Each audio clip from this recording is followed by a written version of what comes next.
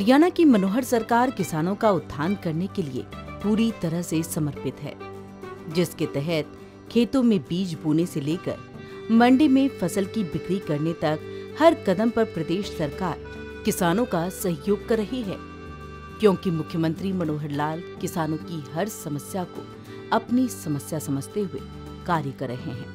इतना ही नहीं, कृषि एवं किसान कल्याण मंत्री जेपी दलाल भी किसानों का भरपूर ख्याल रख रहे हैं और यही वजह है कि हरियाणा का कृषि विभाग किसानों के हित में कई कल्याणकारी योजनाओं को चला रहा है, जिनका लाभ लेकर के सूबे का किसान प्रगति की तरफ बढ़ रहा है। यही वजह है कि हरियाणा में ज्यादातर किसान अब बागवानी को अपना रहे हैं और अच्छा मुनाफा कमा रहे हैं। इसी कड़ी में मिलवाते हैं करनाल के प्रगतिशील किसान नरेंद्र सिंह चौहान से, जो पिछले कई सालों से बागवानी की खेती कर रहे हैं और दूसरे किसानों के लिए मिसाल बने हुए हैं। मैं नरेंद्र सिंह चौहान राणा फार्म से बोल रहा हूँ और खेती से तो बचपन से ही जुड़े गए, क्योंकि हमारा खानदानी काम है। हमारे माता पिता जी खेती से ही जुड़े थे, खेती से ही हमारी पढ़ाई लिखाई कराई है। तो पढ़ाई लिखाई करते करते मैं पोस्ट ग्रेजुएशन तक मैंने पढ़ाई की, MSW किया। MSW करने के बाद मैं Chandigarh D drug addiction centre में, सुजीवनी ड्रग डी एडिक्शन सेंटर था सेक्टर 17 में, वहाँ पे मैंने नौकरी ज्वाइन कर ली MSW पास आउट होने के बाद। तो वहाँ रहते रहते मेरे दोस्त थे अलावत जी, उन्होंने बताया यार तेरी तो इतनी अच्छा फार्म है, GT रोड के ऊपर है और मधुमक्खी का काम मैं 86 से कर रहा था, तो मधुमक्खी का काम है ही है, तो क्यों ना तू नर्सरी का काम कर लेता। तो मैंने वहाँ रहते रहते नर्सरी के लाइसेंस के लिए हॉर्टिकल्चर डिपार्टमेंट में अप्लाई किया। जैसे ही मुझे लाइसेंस मिला मैंने नौकरी छोड़ दी और यहाँ पे आके अपने बागवानी की नर्सरी मैंने स्टार्ट की। प्रगतिशील किसान नरेंद्र चौहान बताते हैं कि उन्होंने नर्सरी में कई तरह के एक्सपेरिमेंट भी किए हैं, जिसके तहत उन्होंने सबसे पहले बादाम की खेती शुरू की थी। लेकिन उस वक्त किसी को भी विश्वास नहीं था कि हरियाणा की जलवायु में बादाम की खेती भी सफल हो सकेगी, क्योंकि बादाम की खेती ठंडे इलाके में होती है। लेकिन उन्हें सफलता हासिल हुई और बादाम का उत्पादन होने लगा। बागवानी में मेरा पूरा इंटरेस्ट था, इसलिए नौकरी में मेरा इतना दिल भी नहीं लगा। 90 से मैं अपनी नर्सरी चला रहा हूँ, लवली नर्सरी राणा फार्म पे, झिलमिल ढाबे के पास है जो। तो इसके अंदर मैंने 95 में अखनूर एरिया से ला करके गर्म इलाके में, क्योंकि मैंने देखा कि अखनूर में जहाँ बादाम हो रहा है वहाँ कभी बर्फ़ नहीं गिरती, सिर्फ ठंड होती है और ठंड हमारे यहाँ भी होती है। तो वहाँ से मैं कटिंग लेके आया। 95 में मैंने यहाँ ला के आड़ू पे उसे ग्राफ्ट किया और अगले ही साल उसमें 2-4 बादाम लग गए। तब मुझे विश्वास हो गया कि बादाम ये वैरायटी हमारे यहाँ हो सकती है। तो गुरबंदी वैरायटी थी, उसका वैरायटी का नाम भी मैंने अपना ही दिया, राणा गुरबंदी 96, क्योंकि 96 में पहली बार मैंने उसका फल यहाँ अपने फार्म पे देखा था। तो बादाम तैयार कर रहा था, फार्मरों को बता रहा था, गाइड कर रहा था। बादाम जब मैं बताता भाई बादाम हमारे यहाँ हो सकते हैं, तो फार्मर पहले विश्वास नहीं करते थे, मजाक उड़ाते थे, हाँ यहाँ होंगे, ये तो पहाड़ों पे होते हैं। जब उन्होंने मेरे बाग में लगे हुए बादाम देखे, उन्हें तोड़ के खिलाए, तब उन्हें विश्वास हुआ। इसी तरह उन्होंने सेब की खेती भी शुरू की, जिसमें 3 साल बाद सेब का उत्पादन शुरू हो गया, जिससे उन्होंने सबको चौंका दिया। इसी तरह से फिर 2015 में पंजाब केसरी के अंदर किसी फार्मर की आई होशियारपुर से, उसके वहाँ 2 एकड़ में पालमपुर यूनिवर्सिटी वालों ने सेब लगवाया हुआ था। तो फिर मेरे मन में आया, जब पालमपुर का सेब होशियारपुर में हो सकता है तो मेरे करनाल में क्यों नहीं हो सकता। तो 2016 में मैं पालमपुर यूनिवर्सिटी गया, पूरी जानकारी ली, वहाँ से पौधे लेके आया दिसंबर में मैं, और ला करके मैंने अपनी फार्म पे लगा दिए। तीसरे साल उन पे अच्छे से फल आ गए। तब मैंने सभी को बताया, फार्मरों को भी यहाँ भी सेब हो सकता है। तो अपना राणा गोल्ड एप्पल करके मैंने अपना ब्रांड का नाम रखा है। उसके अंदर अन्ना है, डोरसेट गोल्डन है, हरमन 99 है, ये तीनों वैरायटी मैदानी एरिया में पूरी तरह से कामयाब है। तो कोई भी फार्मर हरियाणा में, पंजाब में, राजस्थान में, उत्तर प्रदेश में लगा के अच्छे से सेब और बादाम ले सकता है। वो बात दूसरी कि जो लाल वैरायटी वहाँ की होती है वो नहीं है, बट इसकी एक अलग क्वालिटी है। इतना जूसी होता है बहुत ज़्यादा, अगर हम इस सेब में बुड़का मारेंगे तो हमारे ऊपर रस गिरेगा ही गिरेगा। इसकी अलग से खासियत है और अलग से पहचान है। प्रगतिशील किसान नरेंद्र चौहान ने बताया कि उनके फार्म पर देश भर से किसान बागवानी के लिए जानकारी लेने आते हैं और वो किसानों को सभी तरह की जानकारियां देते हैं। उन्होंने कहा कि किसानों को रासायनिक खेती से बाहर निकलकर प्राकृतिक खेती को अपनाना चाहिए, जिससे जमीन का स्वास्थ्य और लोगों का स्वास्थ्य अच्छा रह सके। और इसके साथ ही उन्होंने केंचुआ खाद बनाने की भी जानकारी दी। तो सर, कितने एकड़ में आपने खेती की हुई है और किस तरह की जो है किसानों को आपके पास दूर दराज से किसान भी आते होंगे जानकारी लेने के लिए? पूरे हिंदुस्तान से आते हैं। जो भी किसान आता है मैं उसे पूरी तरह से जानकारी देता हूं और उनको एक और जानकारी देता हूं भाई, पेस्टिसाइड ने और जो केमिकल फर्टिलाइज़र ने हमें घेरा हुआ, इससे बाहर निकलो। मैंने वर्मी कंपोस्ट का काम किया हुआ है, केंचुआ पालन का। फार्मर्स को मैं अपनी फार्मर वाली भाषा में समझाता हूँ भाई, केंचुआ पालन में तुम कैसे कामयाब हो सकते हो। जैसे शुरू में मैंने केंचुआ पालन किया, मैं केंचुए मोल ला करके डालता और वो मर जाते। ट्रेनिंग भी ली मैंने, मुरथल में भी लेके आया, चूड़ सिंह फार्म है जो छछरौली के पास, वहाँ भी जाके मैंने ट्रेनिंग ली, पर मैं कामयाब नहीं हुआ। फिर मैं सुल्तानपुर में एक फार्मर से मिला, उसने काम किया हुआ था केंचुआ का। उसने बताया किसान की भाषा में, भाई जब गोबर के अंदर गर्मी ख़त्म हो जाए, स्मेल ख़त्म हो जाए, तब उसमें केंचुआ छोड़ना है। और उसके बाद मैं केंचुआ पालन में कामयाब हो गया। जो भी फार्मर मेरे पास आते हैं मैं इस भाषा में उनको समझाता हूँ, ताकि वो एक दो भी पशु है तो एक दो पशु से ही 1 एकड़ तक का केंचुआ पालन से वो खाद तैयार कर सकता है। और ऑर्गेनिक सब्जियां, ऑर्गेनिक फ्रूट, ऑर्गेनिक सारी धान वगैरह सब कुछ ऑर्गेनिक तैयार कर सकता है। वहीं उन्होंने बताया कि वो कुल 60 एकड़ में खेती करते हैं और करीब 14 एकड़ में बागवानी कर रहे हैं, जिसमें उन्होंने सेब, बादाम, आड़ू, आलू बुखारा, फलसा, चीकू, लीची और आम के सभी वैरायटी का बाग लगाया हुआ है, जिसमें काफी अच्छा मुनाफा हो रहा है। कितने एकड़ में सर आपने मैंने बागवानी जो की है वो 14 एकड़ में की है। टोटल जो खेती है वो 60 एकड़ में। तो कौन कौन सा जो है बागवानी में आपने जो है बागवानी में फल वगैरह? सेब है, बादाम है, आड़ू है, आलू बुखारा है, आम की सारी वैरायटी है, फलसा है, चीकू है, लीची है, सभी पेड़ हैं जो यहाँ हो सकते हैं। इवन इजराइल की निजी सिक्की तक मैंने अपने फार्म पे लगाई हुई है, उगाई हुई है।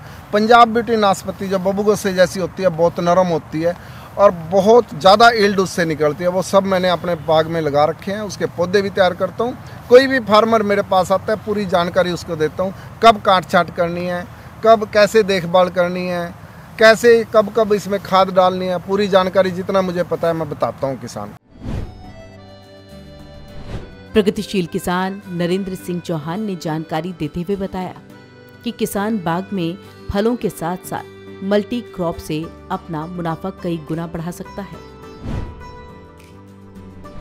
तो किस तरह से सर किसान मुनाफा कमा सकते हैं सरल भाषा में, क्योंकि भूमिहीन किसान जिनके पास कम भूमि है किस तरह से मुनाफा ले सकते हैं? अभी मैंने एक एकड़ आपको दिखाया जिसके अंदर मैंने आड़ू लगा रखा है और दशहरी आम लगा रखा है। दशहरी आम की कोई भी वैरायटी लो 12 साल में जाके यंग होती है, फल देना 3 साल बाद शुरू कर देगी, पर यंग जो होगी ना, इनकम जिसे कहते हो, तो कम से कम 12 साल बाद शुरू होती है।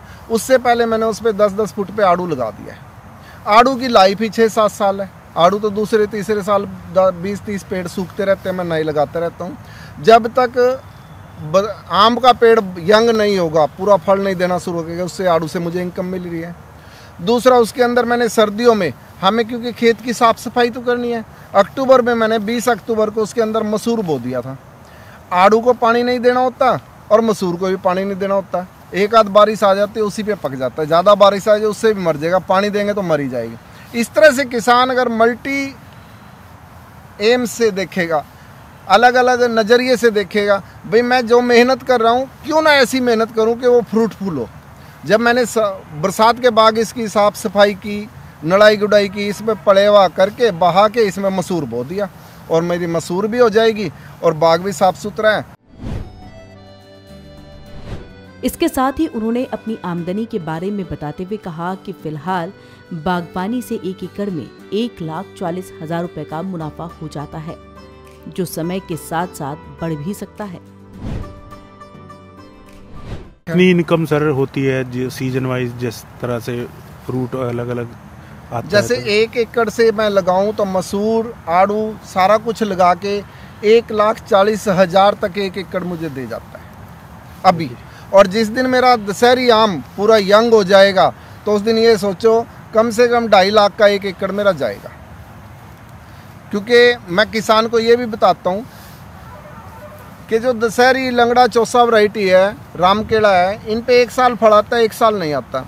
मैं किसान को समझाता हूँ भी इसमें साल में 2 बार खाद डालना होता है, कौन कौन सी खाद डालनी है, कैसे डालनी है, वो सारा मैंने समझाता हूँ।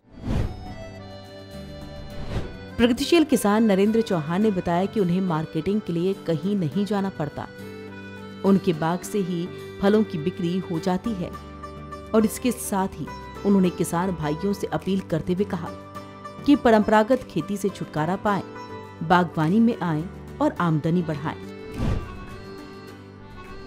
मार्केटिंग वगैरह भी सर की जाती है आप द्वारा? जैसे मेरे बाग से ही आके 50% फ्रूट मेरे बाग से बिकता है। सेब तो आज तक मार्केट तक मैंने ले जाने की जरूरत ही नहीं पड़ी, पूर्ति नहीं कर पाया हूँ, यहीं से बिक जाता है क्योंकि मैं जीटी रोड के ऊपर बैठा हूँ। क्या कुछ कहना चाहेंगे सर किसान भाइयों से? किसान भाइयों से मैं यही कह जाऊँगा, लकीर के फकीर ना बने, गेहूँ जीरी से छुटकारा पाएं और बागवानी में और सब्जी में आए और अच्छी इनकम पाएं। वहीं उन्होंने बताया कि सरकार की तरफ से बाग लगाने में काफी सहयोग किया जाता है, खाद और दवाई के लिए भी पैसे दिए जाते हैं। अगर कोई किसान नया बाग लगाता है तो उस किसान को 50% की सब्सिडी भी दी जाती है, तो वहीं 80% तक की सब्सिडी पर ड्रिप अपने खेतों में लगवा सकते हैं। वो खुद भी हरियाणा सरकार की कल्याणकारी योजनाओं का लाभ ले रहे हैं। सरकार की तरफ से भी सर किसी तरह का आपको सहयोग वगैरह दिया जाता है? सरकार की तरफ से सभी बाग लगाने वालों को सहयोग दिया जाता है, दवाई के लिए, खाद के लिए भी पैसे दिए जाते हैं। कोई अगर नया बाग लगाता है तो उसके 50,000 तक की सब्सिडी दी जाती है। ड्रिप 80% तक सब्सिडी पे ड्रिप लगवाई जाती है। इससे ज़्यादा सरकार से और क्या चाहेंगे। तो आप भी ले रहे हैं सर लाभ? बिल्कुल ले रहे हैं। वहीं करनाल के जिला उद्यान अधिकारी डॉक्टर मदन लाल ने बताया कि बागवानी के तरफ किसान का रुझान बढ़ रहा है, क्योंकि बागवानी के तहत फल और सब्जियों की खेती में मुनाफा काफी ज्यादा होता है। तो साथ ही बागवानी में इस्तेमाल होने वाली तकनीक पर भी काफी अच्छी खासी सब्सिडी दी जा रही है, जिससे किसानों को काफी लाभ मिल रहा है। बागवानी की तरफ किसानों का रुझान इसलिए बढ़ रहा है क्योंकि बागवानी फसलों में काफ़ी मुनाफा है और सरकार की तरफ से जितनी भी कंपोनेंट हैं जो बागवानी में आते हैं उनमें सब में सब्सिडी है। जैसे कोई बाग लगाए तो बाग के लिए सब्सिडी है, सब्जी लगाए सब्जी के लिए सब्सिडी है। सब्जी के साथ जो टेक्नोलॉजी जैसे बैम्बू स्टैकिंग है, मल्चिंग है और ये लो टनल है, इन सब पे सरकार की तरफ से सब्सिडी है। और मसालेदार फसलों में जैसे लहसुन पे 30,000 रुपये प्रति एकड़ सब्सिडी है। दूसरा, कोई प्रोटेक्टेड स्ट्रक्चर में अगर खेती करना चाहे तो सरकार की तरफ से नेट हाउस पे, पॉली हाउस पे, वॉक इन टनल पे, इन सब पे सब्सिडी का प्रावधान है। कोई बिना खेती के जैसे कोई मधुमक्खी पालन का काम करना चाहे, कोई मशरूम प्रोडक्शन का काम करना चाहे तो उन पे भी सब्सिडी है विभाग की तरफ से।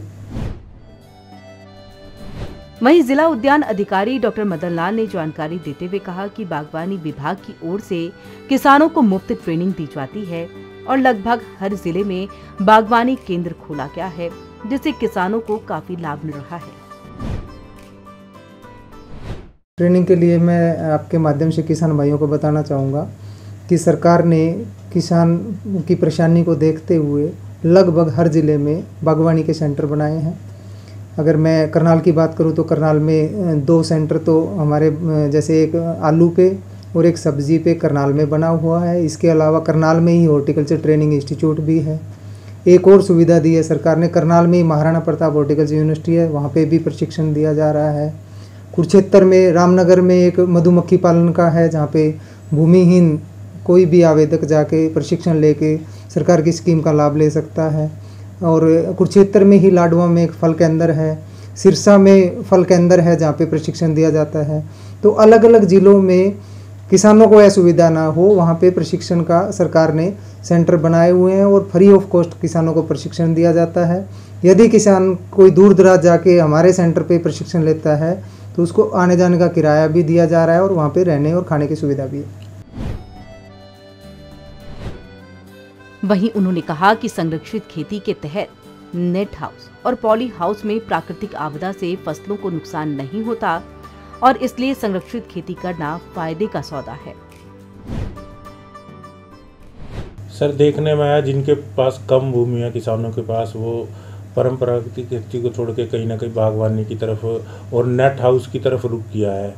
तो उसमें चाहे खीरे की फसल या अन्य फल की सब्जी की फसल, उसको लेके काफ़ी मुनाफा कमा रहे हैं। तो किस तरह से सर सब्सिडी वगैरह दी जाती है सरकार की तरफ से? अधिकतर किसान नेट हाउस का ही, जैसे स्ट्रक्चर की बात करूँ तो नेट हाउस में ही खेती कर रहे हैं। उसका कारण ये है कि नेट हाउस में प्राकृतिक आपदा से जैसे तूफान वगैरह आ जाए तो पॉली हाउस में पॉली शीट फट के नुकसान हो जाता था। अब नेट हाउस में भी उसी तरह की खेती हो रही है और किसान, मैं अगर करनाल की बात करूं तो बहुत सारे ऐसे किसान हैं जो बहुत अच्छा मुनाफा इसमें ले रहे हैं। एक एक फसल में राशन की तरफ हमने देखा है कि 600 क्विंटल खीरा की उपज हो रही है और उसमें अगर 10 रुपये भी अगर एवरेज रेट लगाया जाए तो 6 लाख रुपए का एक ही फसल से खीरा जाता है और 2 फसल बहुत कामयाब फसलें होती हैं, जिससे किसान को एक साल में 6 से 7 लाख रुपए का मुनाफा हो जाता है। अगर किसान खुद प्रशिक्षण लेके अच्छे से और उसको प्रोटोकॉल को फॉलो करे तो कोई नुकसान नहीं है। जिला उद्यान अधिकारी डॉक्टर मदन लाल बताते हैं कि हरियाणा सरकार कई बड़े प्रोजेक्ट्स के लिए योजनाएं चला रही है, जिसके तहत कोल्ड स्टोरेज लगाने पर, इंटीग्रेटेड पैक हाउस खोलने पर या मशरूम प्रोडक्शन यूनिट लगाने पर भी अच्छी खासी सब्सिडी देने का प्रावधान है। तो सर, कौन कौन सी और स्कीमें हैं जिससे किसान खुशहाल हो रहा है सरकार की? सरकार की जैसे प्रोजेक्ट के लिए भी स्कीमें हैं। अगर कोई बड़े प्रोजेक्ट लगाना चाहे, जैसे कोल्ड स्टोर है, राइपनिंग चैम्बर है, या कोई और जैसे इंटीग्रेटेड पैक हाउस लगाना चाहे और कोई और जैसे मशरूम प्रोडक्शन यूनिट लगाना चाहे, तो ये बड़े बड़े प्रोजेक्ट पे भी सरकार की तरफ से सब्सिडी का प्रावधान है। और जैसे आलू का आप देख रहे हो कि आलू के किसान रोकने के लिए सुविधा नहीं है उनके पास कोल्ड स्टोर वगैरह की। अगर किसान कोल्ड स्टोर की सुविधा हो तो जब उखड़ाई के टाइम 2 या 3 रुपये किलो आलू बिकता है, वही आलू अगर 1-2 महीना रोक के बेचा जाए तो वो अच्छा मुनाफा ले सकते हैं। और करनाल की बात करूँ तो हमने 3-4 लोगों को कोल्ड स्टोर की सुविधा दी है सरकार की तरफ से। और वहाँ पे जैसे जो कॉन्ट्रैक्ट फार्मिंग किसान कर रहे हैं, वही कंपनियां कॉन्ट्रैक्ट फार्मिंग भी करा रही है और किसान को अच्छे भाव दे रही है आलू का, और वो स्टोर करके यहाँ पे जैसे कंपनियां हैं जो प्रोसेसिंग का काम करती है, वो उनको बीज भी देती है और अच्छा एग्रीमेंट करके उनको रेट भी दे रही है। उन्होंने किसान भाई से अपील करते हुए कहा कि बागवानी के तहत कोई भी खेती शुरू करने से पहले ट्रेनिंग ले, क्योंकि बिना ट्रेनिंग के काफी नुकसान होता है और परंपरागत खेती के बजाय बागवानी में काफी मुनाफा। इसके लिए हरियाणा सरकार काफी मदद कर रही है। किसानों से सर क्या कहना चाहेंगे? किसानों को मैं यही कहना चाहूँगा कि किसान अपने स्तर पे कोई नई तकनीक को बिना प्रशिक्षण लिए मत अपनाएं, जिससे नुकसान हो सकता है। आप प्रॉपर, हमारे सेंटर हैं, हमारे इंस्टीट्यूट हैं, उनमें प्रशिक्षण लेके ही किसी नई खेती की तरफ आगे बढ़ें और परंपरागत खेती की बजाय बागवानी में काफ़ी मुनाफा है। आप आगे बढ़ें, हम आपका पूरा सहयोग। हरियाणा के मुख्यमंत्री मनोहर लाल और कृषि एवं किसान कल्याण मंत्री जेपी दलाल का उद्देश्य है कि प्रदेश का किसान परंपरागत खेती के साथ आधुनिक खेती और नई कृषि तकनीकों को अपनाए, जिससे किसानों की आय बढ़ सके। इसी को ध्यान में रखते हुए हरियाणा सरकार मेरी फसल मेरा ब्यौरा पोर्टल के माध्यम से किसानों की फसलों की समय पर खरीद कर रही है और किसानों के खातों में फसल का पैसा सीधे पहुंचा रही है, जिससे प्रदेश के किसानों को भरपूर लाभ मिल रहा है।